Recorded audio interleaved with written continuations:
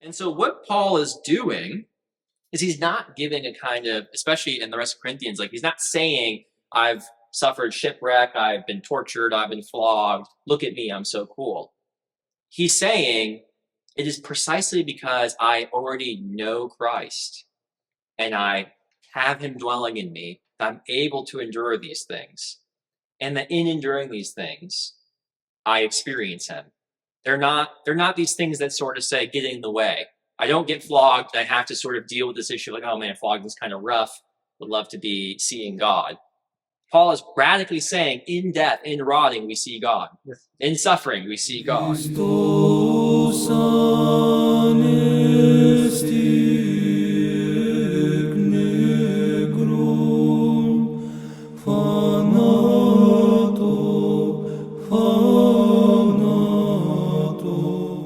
The lecture of today is provocatively called Bodies Brought to Rot, which will make sense as we kind of approach the end. I kind of see our trajectory almost like a mountain in the sense of we're building up to this moment. There's a kind of climactic moment, I would say, where my hope is to demonstrate two very different visions of reality, visions of beauty. And we've seen kind of how we made our way here and some of the other voices that disagree along the way, such as, for example, we talked about Freud last time. And then we won't descend the mountain so much to say, but we'll start kind of unpacking a little more the details, the practicalities of the Orthodox vision of beauty and the experience of beauty, particularly in the liturgy and iconography and the lives of the saints. Before we do that, I want to actually spend the bulk of today talking about Friedrich Nietzsche, who is by far the best atheist to have ever lived, I would say. And what I say to my students all the time is, if you're going to be an atheist, you might as well read the good ones. Don't be a sort of bad one. Because I think Nietzsche sees so clearly what it means to abandon Christianity and what the ramifications are. So he's a good atheist in the sense that he's deeply consistent with his worldview, where most people are not. And one of the things he famously says, of course, is God is dead. We've killed God. But also that we still believe in God because we believe in grammar. And what he means by that, he says in the Twilight of the Idols, is that we still believe in God because we still believe the world is meaningful. It's intelligible. We believe that things matter, words matter.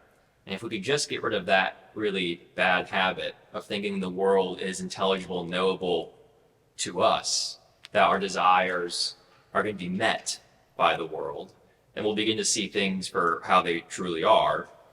And he makes a very funny sort of joke, insult, you might say.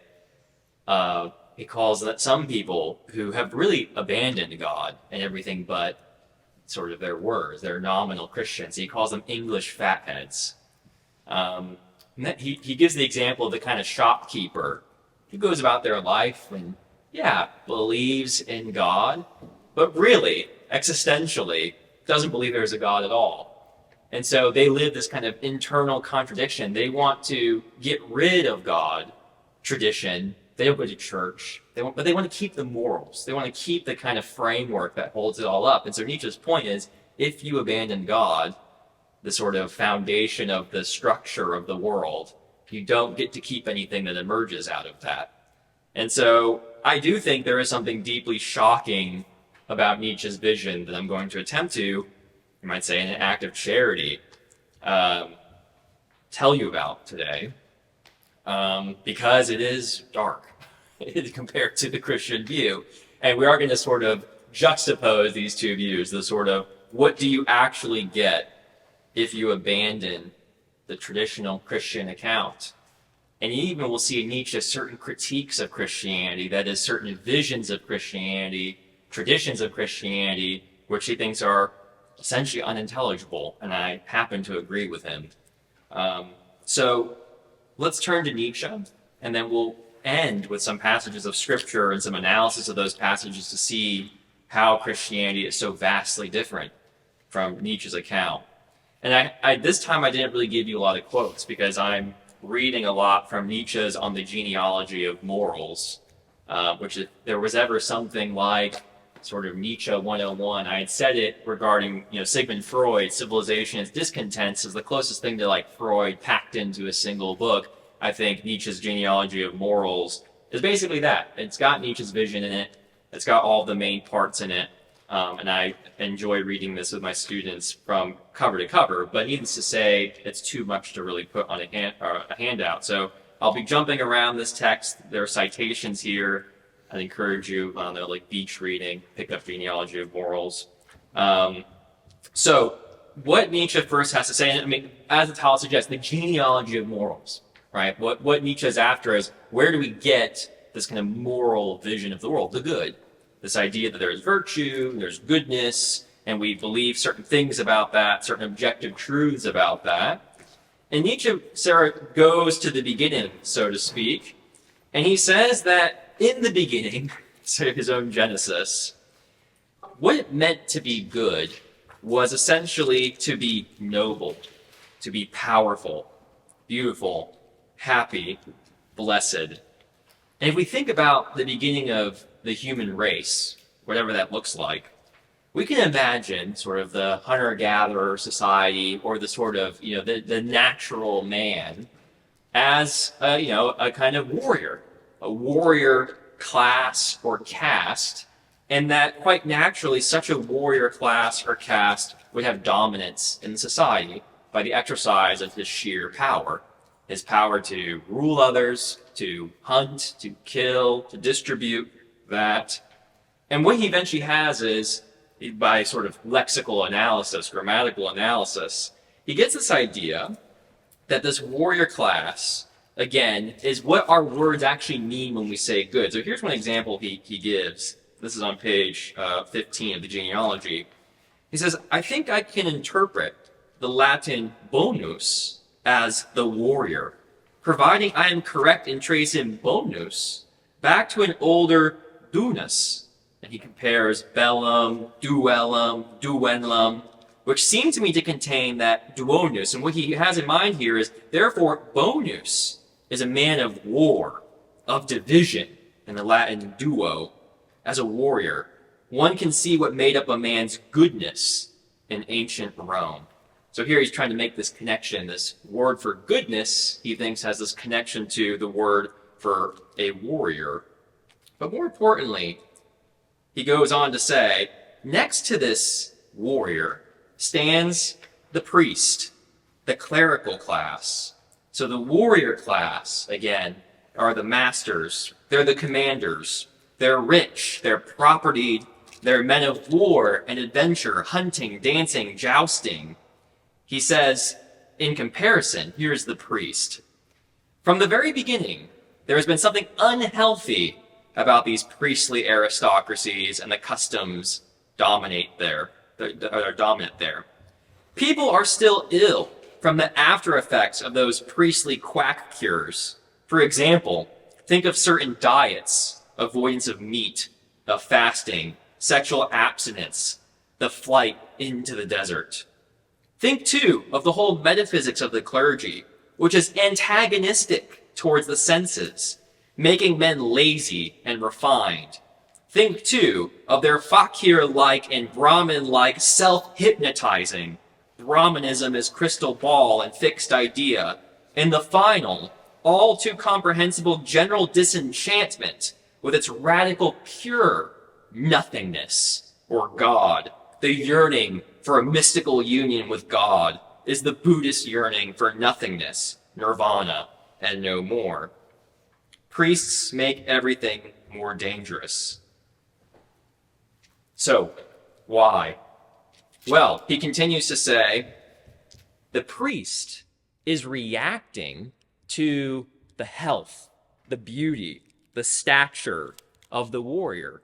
So he says this, the priestly caste and warrior caste confront one another in jealousy and cannot agree on the prize of war. The chivalric, aristocratic value judgments are based on a powerful physicality, a blossoming, rich, even effervescent good health that includes the things needed to maintain it.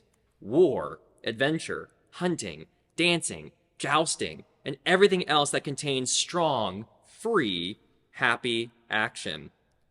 The greatest haters in world history and the most intelligent have always been priests. Now he goes on, and this will sound familiar. Nietzsche's writing in the late 19th century. It's worth mentioning compared with what the Jews have done against them. The Jews, those priestly people, which in the last resort was able to gain satisfaction from its enemies and conquerors only through a radical re-evaluation of their values. That is, through an act of the most deliberate revenge. Only this was fitting for a priestly people with the most entrenched priestly vengefulness. It was the Jews who, rejecting the aristocratic value equation, which is good is equals noble, equals powerful, equals beautiful, equals happy, equals blessed, ventured with awe-inspiring consistency to bring about a reversal and held it in the teeth of the most unfathomable hatred, the hatred of the powerless, saying, only those who suffer are good. Only the poor, the powerless, the lowly are good. The suffering, the deprived, the sick, the ugly are the only pious people, the only ones saved. Salvation is for them alone. Whereas you, the noble, the powerful, are eternally wicked, cruel, lustful, insatiate, godless. You will also be eternally wretched, cursed, damned. And you know who became the heir to this Jewish reevaluation. This is the slave revolt in morality. What Nietzsche has in mind here, again, is imagine that great warrior, powerful, wealthy, full of life. And then there's another group of people, weak. And they, of course, have the same desires. They want to be powerful, rich, and happy, and beautiful, but they can't be. And so, their most deliberate revenge, the priestly revenge, the re-evaluation of values, is to say, oh, guess what? I know you think intuitively that to be beautiful and full of life and powerful and rich and dominant is good. But guess what? No, pain is good. Suffering is good. Ugliness is good. Sickness is good. If you do this, you'll be saved. And in this way, the priestly class gets it up, pulls the wool over the eyes of the warrior class, gets them to believe in this reevaluation of values, the slave revolt in morality, the undoing of every intuitive goodness that ancient humans had. And of course, it is Christianity. So in fact, in some sense, Nietzsche's not sort of going on against Jews in this kind of directly anti-Semitic way, though there's no doubt hints of that. But he's seeing in the genealogy what gives birth to Christianity. Because as he says later on in the genealogy, it is not part of a secret black art of a truly grand politics of revenge, a far-sighted subterranean revenge, slow to grip and calculating, that Israel had to denounce her actual instrument of revenge before all the world as a mortal enemy and nail him to the cross so that all the world, namely all Israel's enemies, could safely nibble at this bait. Israel, with its revenge and reevaluation of all former values, has triumphed repeatedly over all other ideals, all nobler ideals. And so for Nietzsche, Christianity is the bait, the essential way to get the Gentiles, the nations, the Goths, the Romans, the Vikings, to agree to what is essentially a complete overhaul of their values. Again, whereas you have the great, I always use the sort of the Viking warrior who sits on his laurels, literally rapes and pillages and enjoys it, to go, wait, okay, that's not what life's about. It's about believing in this poor peasant crucified. I'm supposed to do that. Okay, you go ahead. You have the power. Here you go, church, and they just submit. And so you've tricked the people who are actually more powerful than you into giving you power. So how does this bear on morality for Nietzsche? When we think of evil, of course, what it means to be evil in the old way, the natural way, is simply to be weak. It's simply to just not cut it, to be weak, ugly, and incapable of exercising power. But the slave morality must construct an evil one, an evil enemy, which is a counterpart to this naturally good, life-giving, powerful, virulent warrior. And so, it makes an evil precisely out of the powerful, right? It says, it is precisely you who have power, who are rich, who will not enter the kingdom of heaven, who are satanic. Instead, as opposed to this view, Nietzsche says, the center of every society you can find is essentially a bird of prey. It is someone who exercises, again, this dominance. I want to read for you this bit about the blonde beast. Let me make sure I'm not getting too ahead of myself here. Yes. This is on page 23. They return to the innocent conscience of the wild beast as exultant monsters who perhaps go away having committed hideous succession of murder, arson, rape, and torture in a mood of bravado and spiritual equilibrium, as though they had simply played a student's prank, convinced that poets will now have something to sing about and celebrate for quite some time. At the center of all these noble races, we cannot fail to see the beast of prey, the magnificent blonde beast, avidly prowling around for spoil and victory. This hidden center needs release from time to time. The beast must out again, must return to the wild. Roman, Arabian, Germanic, Japanese nobility, Homeric heroes, Scandinavian Vikings. He goes on to just to give this gigantic list of all of these essentially warrior cultures. And that is actually, Nietzsche thinks, what we must come to embrace. Because instead of that vision of goodness and nobility and beauty, culture, civilization, the slave revolt of morality has tamed us, has made us civilized, has made us a household pet. And this breeds, he calls, resentment, the sort of resentment, because eventually, if what I fundamentally am is this beast of prey, and life really is, in some sense, this game, these beasts of prey who see it all as sport, right? But that's being crushed. It's being undone. This resentment that is used because, again, the priestly class cannot have it. They resent the powerful, but notice, and we're going to see this a lot, they still operate this way. It's not because the priestly class lacks this, what we'll see shortly, this will to power, this desire for these noble goods. It just simply is the case that they can't achieve it by their own strength, and so they must come up with a more cunning way of securing it.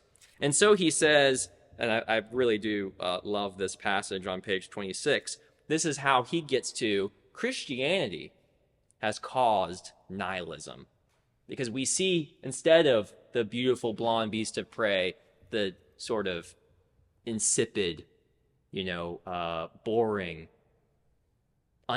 uncultured in the proper sense, enslaved, meek, modern man sitting in front of his phone and eating milk duds and watching pornography. Really impressive thing that modern humans have created.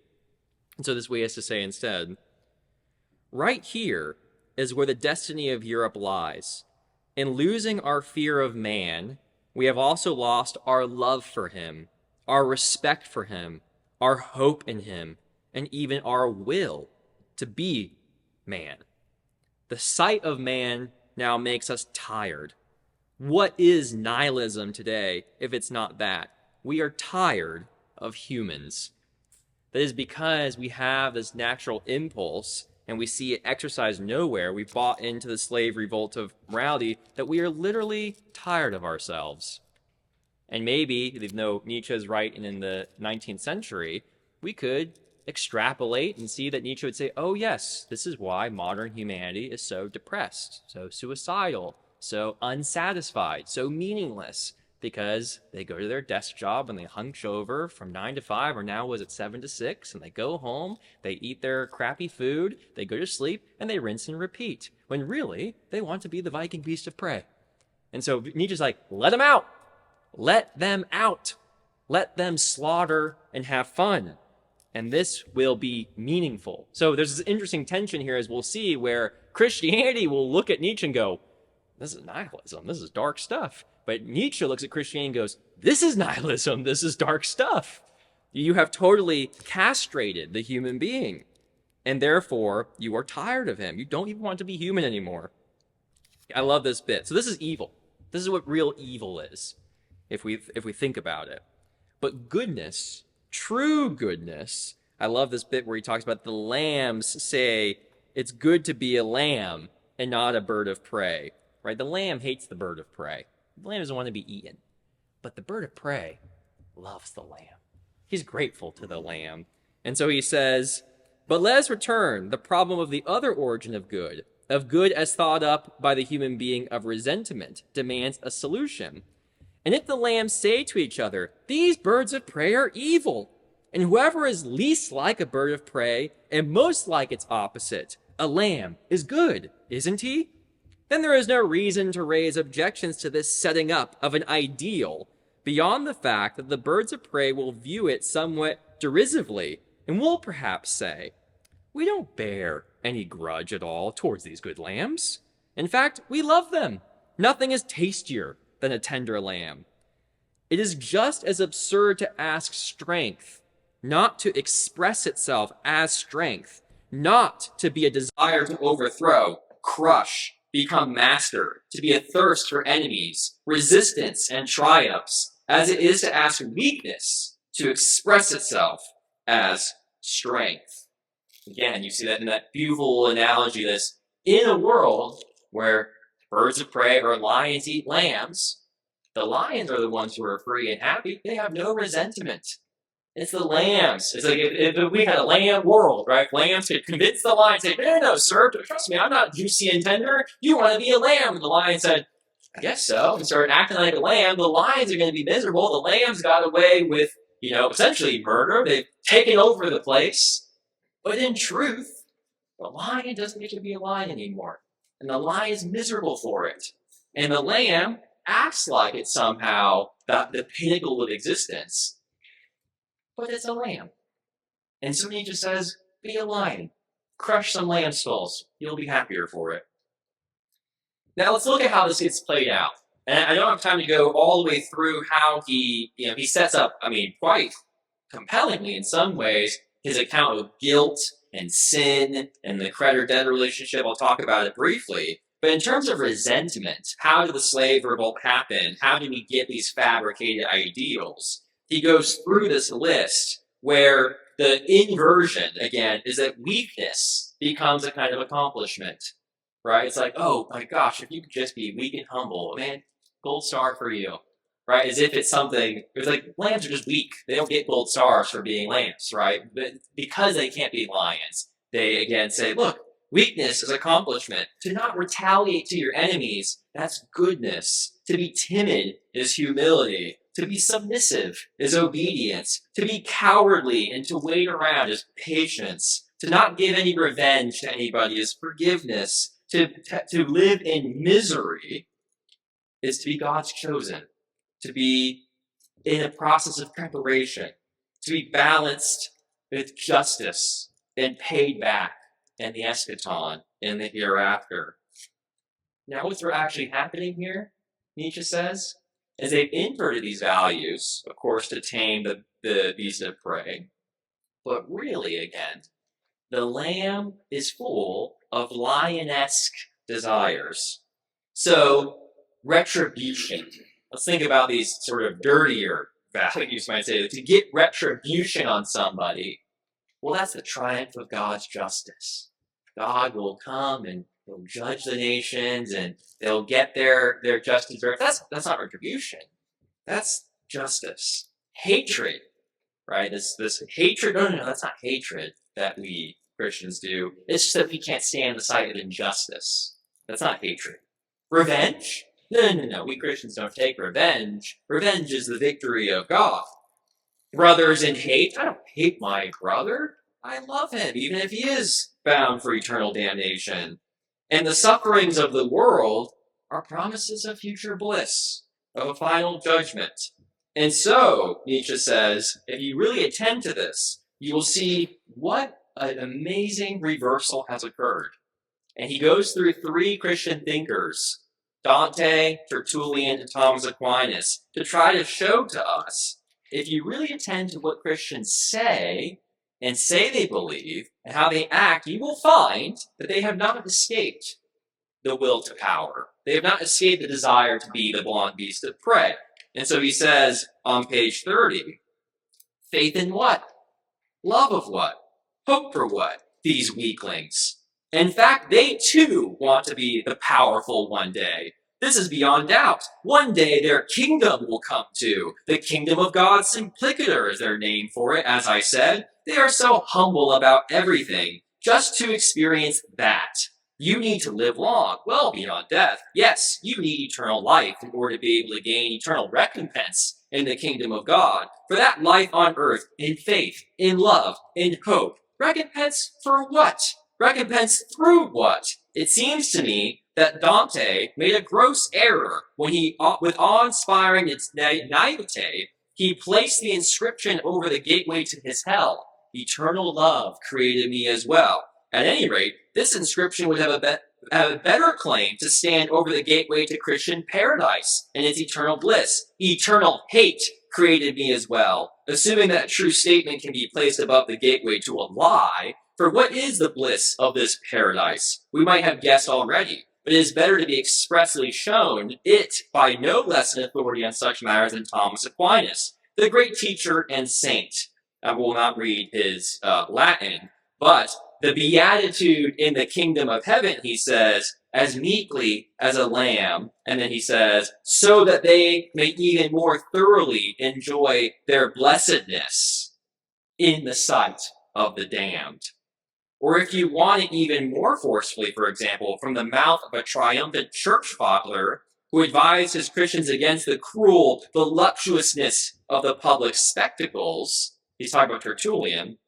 Tertullian says this, when the whole world and all it gave birth to are consumed in one fire, what an ample breadth of sights there will be then. At which one shall I gaze and wonder? At which shall I laugh? At which rejoice? At which exult? And when I see those provincial governors, persecutors of the Lord's name, melting in flames, more savage than those of which they insolently raged against Christians, when I see those wise philosophers who persuaded their disciples that nothing was of any concern to God, and who affirmed to them either that we have no souls, or that our souls will not return to their original bodies, now they are ashamed before those disciples, and they are burned together with them. Then the tragic actors will be easier to hear, because they will be in a better voice, screaming louder. Then the actors of pantomime will be easy to recognize, being much more nimble because of the usual fire. And we will prefer to have an insatiable gaze on those who rage against the Lord. What praetor, or consul, or quaestor, or priest will grant you from his largesse the chance of seeing and exulting in such things? And yet, to some extent, we have such things already through faith, made present in the imagining spirit. Furthermore, what sorts of things are those which the eye has not seen, nor the ear heard, and which have not come into the human heart? I believe they are more pleasing than the circus. Oof. Man, that is magnifique. Nietzsche, I think, has actually leveled a really genuine, serious critique of Christianity. That is, if that's your vision, if your vision matches Dante, in that sense, Tertullian, and Aquinas, and you say that blessedness will be increased by the sight of the damned, then you are a bird of prey. You are the blonde beast. All of these values, again, goodness, humility, obedience, patience, forgiveness, justice, brotherly love, are fictions. And so, Nietzsche says, everything can be reduced to the will to power. Simply say, everything can become about power. And he thinks he has demonstrated that Christians have not escaped it either. that all they have done is in this world made this reversal, and they hope for a more lasting judgment, a greater victory, where they will be seated on thrones and have power over everyone else. And he describes this will to power the best in section 2, or I should say book 2, section 12 of the genealogy, where he makes a distinction between Aristotle's view, Darwin's view, sort of Darwinian evolution, and his own view. Because he says, but purpose in law is the last thing we should apply to the history of the emergence of law. He continues, everything that occurs in the organic world consists of overpowering, dominating, and in their turn, overpowering and dominating consists of reinterpretation, adjustment. And the process wherewith their former meaning and purpose must necessarily be obscured or completely obliterated. No matter how perfectly you have understood the usefulness of any physiological organ or legal institution, social custom, political usage, art form, or religious rite, you have not thereby grasped how it emerged. Uncomfortable and unpleasant as this may sound to more elderly ears. For people down the ages have believed that the obvious purpose of a thing, its utility, form, and shape, are its reason for existence. The eye is made to see, the hand to grasp. And he goes on to talk about punishment. However, the development of a thing, a tradition, an organ, is therefore certainly not its progressus toward a goal, still less is its logical progressus. Instead, he says, everything is power will. All events, then the theory that a power will is acted out in all that happens. Everything at the end of the day, he thinks, when we say something is useful or it has an end, we're basically making stuff up. The reason why things exist in the form they do now, and this is why even Darwin's wrong. You say, well, how does natural selection work? And it's like, okay, well, you have genetic mutations. Like, no, it's just power. Something was stronger. It's like, even if you say it survived, it's not enough for Nietzsche. No. It didn't just survive. It's more powerful. It dominated everything else around it. And that is why it survived. So it's not that Darwin's totally wrong for Nietzsche. It's just that he hasn't quite gotten to the real explanation for why things happen. And same thing with Aristotle or Plato and Aristotle, who say things exist because they ought to exist, because they're good, because they have a form, because they have a purpose, a divine purpose. Again, this is nonsense. Even if you say that, you're really just saying God was powerful, and that's why he made it. Right? It's always power that makes things exist and perpetuates their survival. And if that's true, if that's what the world is about, nothing but the will to power, then we should return to it. We should recognize it, and we should slop off these illusions, the slave revolt for morality, this resentment executed by the priestly class, and return to the free warrior frolicking in the field. In terms of Christianity, and this is, we haven't quite gotten into guilt and bad conscience. He gets into these, the very gist of it is this. Guilt and bad conscience and morality emerge because at some point, there's a creditor-debtor relationship, and you basically give me something as collateral in that debtor relationship. And at some point, if you can't pay it, there's a threat. And that threat is, whether it's you or your wife or your property, I'm going to destroy you. And that destruction is not a punishment for you per se. It's an enjoyment that I get to have. I get to use you. I get to exercise my dominance on you. And so you didn't pay me back what was owed to me. I get something back in it. The execution of my power, right? And so this is where we get this sort of sense of guilt and bad conscience. Is very slowly these kind of accrue and develop and get more complex.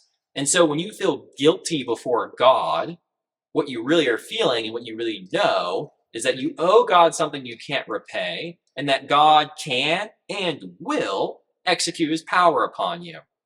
And Nietzsche thinks it's a kind of illusion to think that the execution of God's power on you is because of some cosmic sense of justice. It really is, if there were a God. Of course, Nietzsche doesn't think there is one, but if there were a God, the execution of that punishment would be because God delights in it. And hence, go back to Thomas Aquinas, to Tertullian, to Dante, he surely does. The sort of tormenting of the damned in their flames. And so the whole Christian structure, hell as eternal punishment, Adam and the original sin, and our will being in bondage, our battle with the devils, this asceticism, and ultimately even God's sacrifice of his son, are all just a working out of this will to power. And so he says, for example, let me see if I can find it on section 21. He mentions how Christianity's stroke of genius was so good. He says on page 65, Christianity's stroke of genius, none other than God sacrificing himself for the guilt of human beings, none other than God paying himself back. God, as the only one able to redeem man from what to man himself has become irredeemable. The creditor sacrificing him for his debtor. Out of love. Would you credit it? Out of love for his debtor. And so what happens here with Nietzsche is because the creditor-debtor relationship is already so hinged upon guilt, bad conscience, punishment. The stroke of genius of Christianity is that God pays the debt for you, and now you're doomed. You're as doomed as it could be, right? Because you either accept it or you're definitely getting punished, right? And so it's that the only way to relieve the guilt is to accept the offer from God himself. And yet, ironically, it doesn't free you at all. You still have to go through all the priestly stuff. You still have to sacrifice your life. You still have to be weak. You still have to give up meat. Like you still have to do all this life-denying stuff.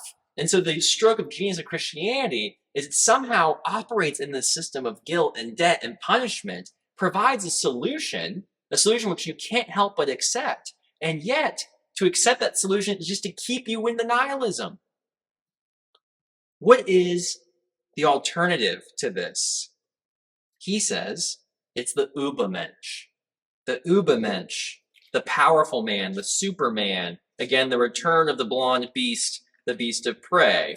He says, what is the ideal that we have constructed, his being Nietzsche? And what he has is, what if we could go back? What if we could reverse the experiment? What if we could return to strength? What if we could get back to a real hope, real meaning in our lives?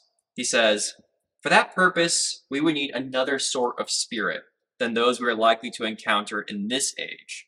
Spirits who are strengthened by wars and victories, for whom conquest, adventure, danger, and even pain have actually become a necessity. They would also need to be acclimatized to thinner air higher up, to winter treks, ice and mountains in every sense. They would need a sort of sublime nastiness itself, a final, very self-assured willfulness of insight, which belongs to great health. In brief, and unfortunately, they would need precisely this great health. And he asks, is this possible today? He says, he will have to come to us, the redeeming man of great love and contempt, the creative spirit who is pushed out of any position outside or beyond by his surging strength again and again, whose solitude will be misunderstood by the people as though it were a flight from reality because he's abandoning Christianity, right? With this man of strength will come and will be like, what is happening? All these morals are being pulled down. But it is him precisely, the Antichrist, who is able to undo the slave revolt from reality. Whereas it is just his way of being absorbed, buried, and immersed in reality, so that from it, when he emerges into light again, he can return with the redemption of this reality, redeem it from the curse which its ideal has placed on it until now. The man of the future will redeem us, not just from the ideal held up till now, but also from those things that had to arise from it, from the great nausea, the will to nothingness, from nihilism, that stroke of midday and of great decision that makes the will free again, giving earth its purpose and humans their hope again. This Antichrist, an anti-nihilist, this conqueror of God and of nothingness, he must come one day. Nietzsche. That is the Übermensch, the one who will finally tear down everything, the sort of how I put the scaffolding of Christianity, the story of Christianity, the imagination of Christianity. There's no going back for Nietzsche. You can't go back to paganism. You can't go back to anything. It's either you stay with this nihilistic Christianity with its slave revolt, its resentment, its usurpation of true values. It's, as he likes to use that, sick air, it's bad air, or you have the strength and the courage to pull the whole thing down and recognize it's going to be nasty. But it's nasty because you've bought into this thing. You've drank the poison and you're sick yourself.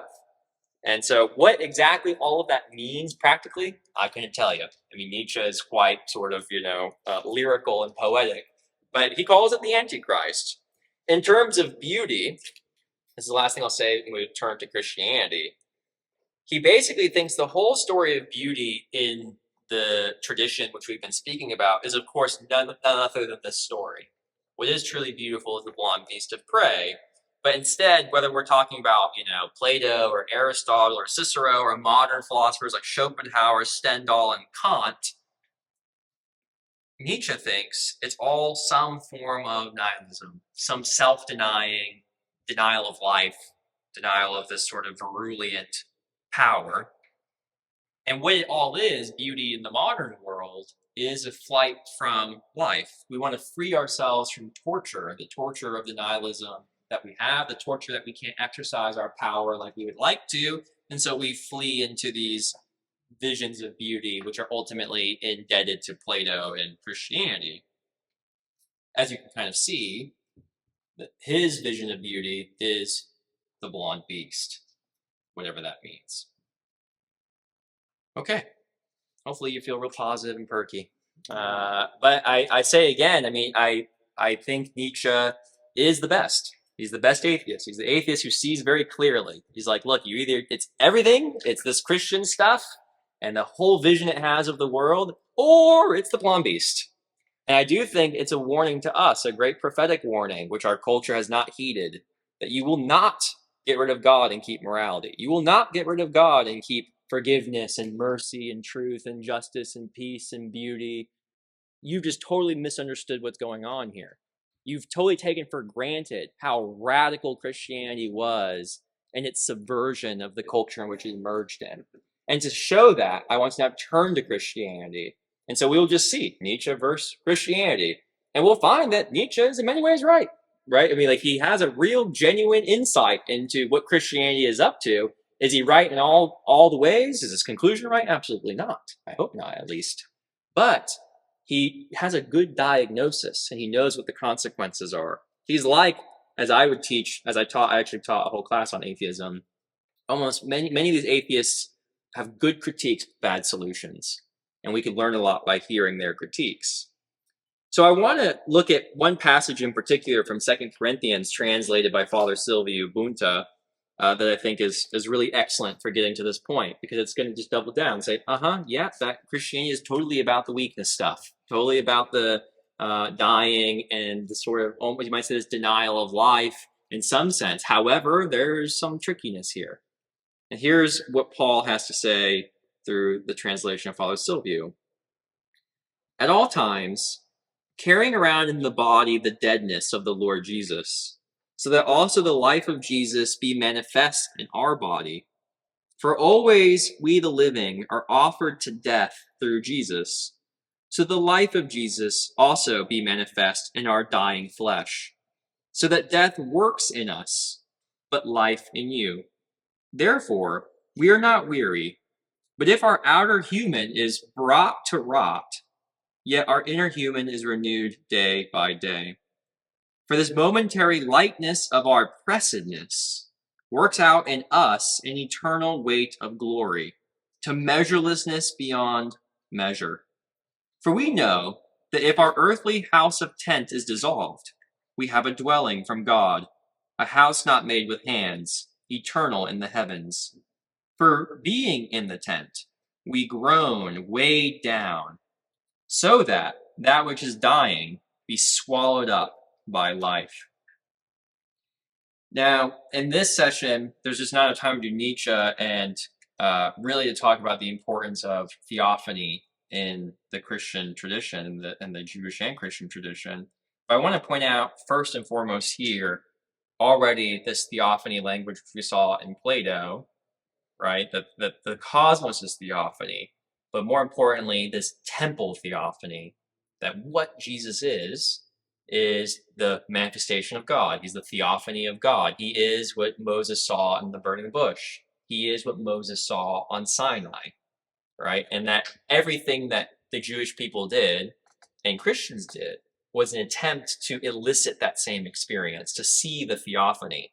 And that theophany was truly beautiful. We've seen this in Plotinus. The appearance of form delights us, reminds us of ourselves and what we're for, what our end is. And so twice, he mentions not the word theophany, but he mentions the word be manifest.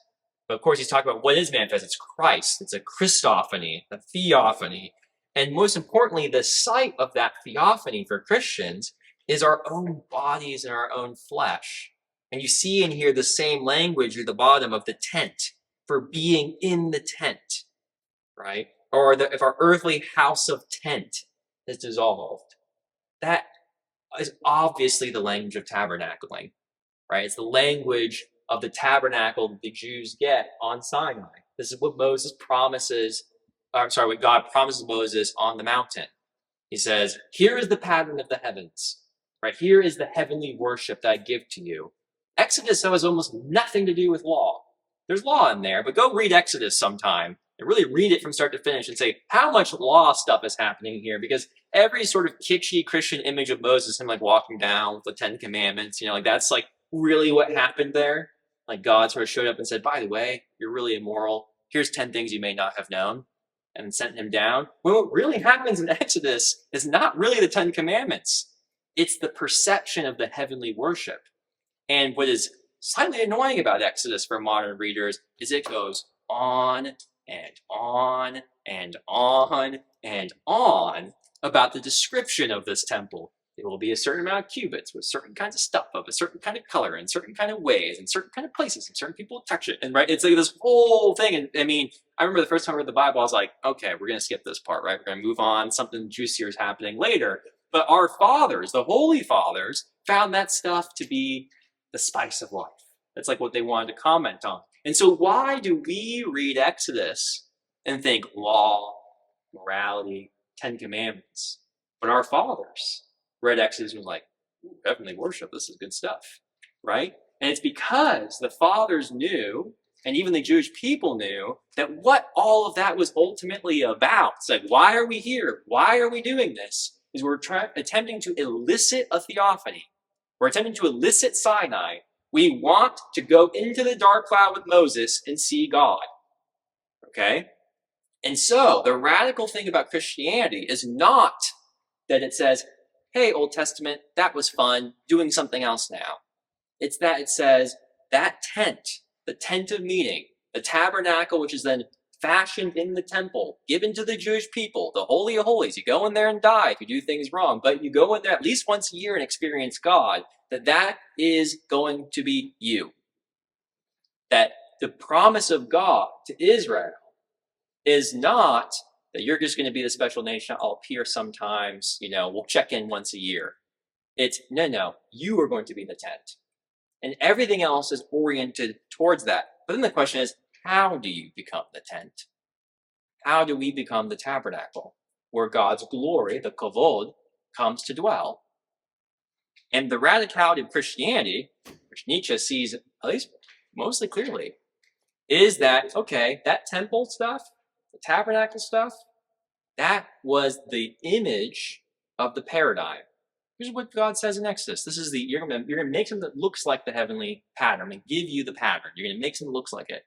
But as we see here in St. Maximus comments, that temple has got to go inward. Eventually, that temple, an external space, must be the map of your own soul.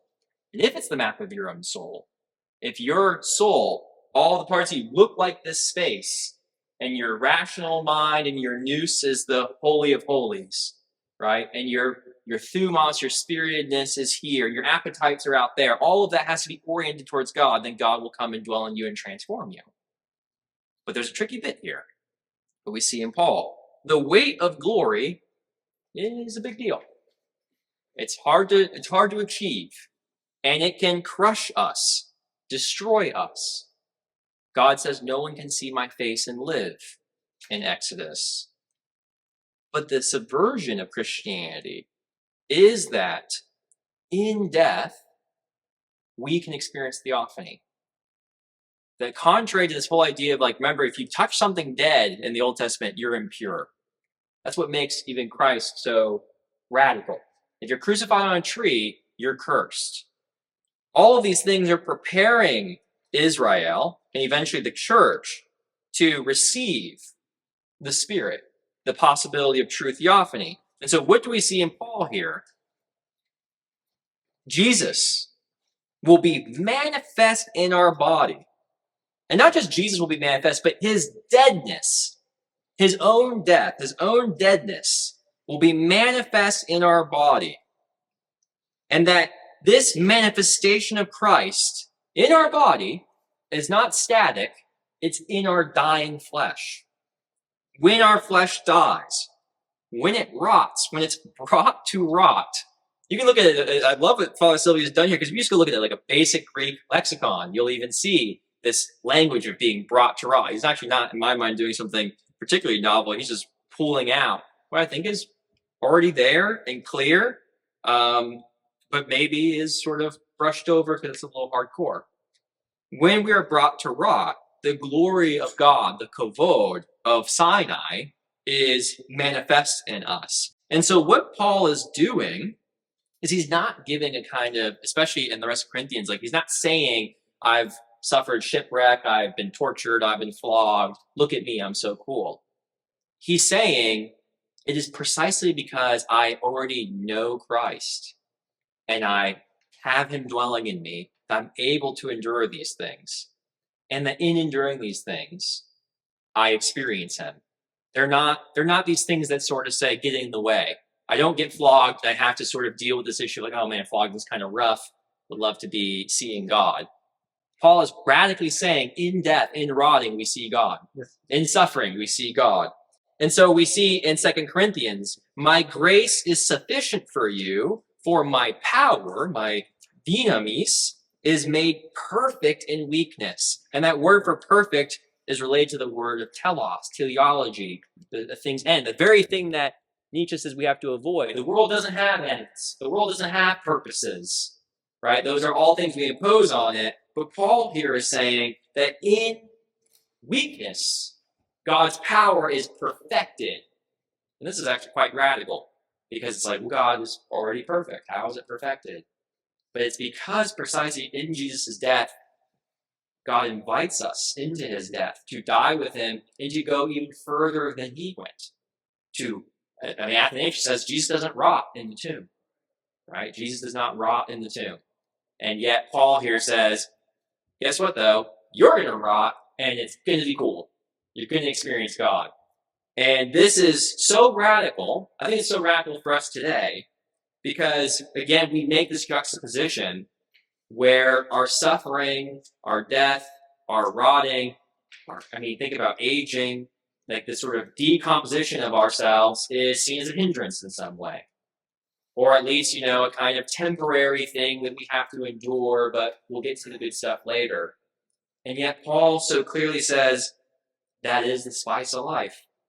That if you embrace death in the flesh, in the body, you embrace its own rot, you will have a theophany. You will be on Sinai. Galatians 2:20. I have been crucified with Christ, and it is no longer I who live, but Christ lives in me. So the life I now live in the flesh, I live because of the faithfulness of the Son of God. So again, we have this crucifixion is now. It's already real for Paul. It's happening in his flesh. And because it's happening, that Christ is already in him. It's not a future thing. It's not a future promise for Paul. It's like, I got it right now. I'm seeing it right now. And even further, I'm not just seeing it right now, but I'm seeing it in you. Look at 1 Corinthians 2:2. I've translated this because I think that some of the connections here in Greek are lost in some of the modern translations. Because he says, I have discerned or judged to perceive in you nothing but Christ only and him crucified. And this Greek word for perceive is related to the Greek word for form, or eidos, that we see in Plato, that the form or the seed, the thing that was brought to awareness, things that we find beautiful in the world, these, in the Christian tradition, these divine ideas. And he's using a word connected to this. So what, sometimes how does this normally translate? Something like, right, I can't remember how it goes. I've been concerned to know nothing among you except Christ has been crucified, or something like this. But the word know there, I think, just lacks all of that theophonic intensity. I see in you, I perceive in you nothing but Christ only in him crucified. So, here would be my interpretation. Paul's basically saying, like, I'm walking around seeing theophanies all the dang time. Right? Like, I see it, it's in me, it's in you, and it's precisely in my suffering, in my rotting body, in my travail that I experience it. There's not a, it's not like a sort of secondary item. Now, I could go on. I mean, to look at all the scriptures on this issue would be here forever. But I do want to say this. These are the two views. This is the point of today. Nietzsche's view is that weakness, humility, suffering are inherently evil, right? They're just evil. And if you're honest with yourself and you look at human nature and you look at human societies, you'll just see this sort of blonde beast of prey. And then let's be real honest, it's kind of cool. Like, we watch Viking stuff. Kind of cool, right? And so there's already kind of intuitive, like, yes, there's something cool about that. And we see that in our cinema. And so, if that's what it really means to be good, and that's what it really means to be evil, then anything that does something else is clearly some kind of subversion. And it's a kind of nihilism. It's a denial of life. It's a denial of what it really means to be human. And if we want to live a full life, we ought to embrace, let's say, our own Viking spirit. Go back to sort of crushing the souls of lambs and love them for it. It's all sport. That's Nietzsche's view, however that actually plays out. The Christian view is, of course, what we see in 2 Corinthians, that it's precisely in weakness, in suffering, in being brought to rot, that we experience fulfillment, that we experience what it means to be human and what it means to know God, and that in our own death and suffering, the easiest thing we can do, guaranteed to us, we have the opportunity to be on Sinai. That Moses is not special in that sense, that Sinai is open to us here and now. But then the third thing, and the last thing I want to point out, is Nietzsche, I think, makes a real critique. And we see this in Paul. The weakness and the humility, and perhaps in some sense the suffering, are not sort of steps on the way. They are the condition of the thing. And so if you have a view like Aquinas or Tertullian, or maybe this critique of Dante, that really at the end of this we're just going to be the blonde beasts of prey in the kingdom of heaven, enjoying the slaughtering of the eternally damned, we're no different than Nietzsche. And I don't think we've heard Paul. That if death and suffering and rotting is the condition that we experience here because of the fall, yes, that will pass away. We won't die physically in the age to come, but we won't enter the age to come, I don't think, at least listening to Paul, and we won't see the glory if, in some sense, whatever it means to rot here, to experience our rotting flesh, being brought to rot here, is an existential and metaphysical reality that we always embrace. It is that Adam and Eve, when they didn't listen to God, in that act of pride, as Augustine put it, was the refusal to rot, the refusal to decrease, as St. John says, can you just pass this piece, so that he might increase. And so I think that in the end, you kind of have these three things. You can embrace the nihilism of Nietzsche, or by his account, the nihilism of Christianity. But I think his nihilism, critique of Christianity, is only true if we don't read Paul with open ears and realize it's only in death and suffering and rotting that we're going to know who Christ is, because that's what he's accomplished. So thank you for your time for the third time, and questions, comments, concerns.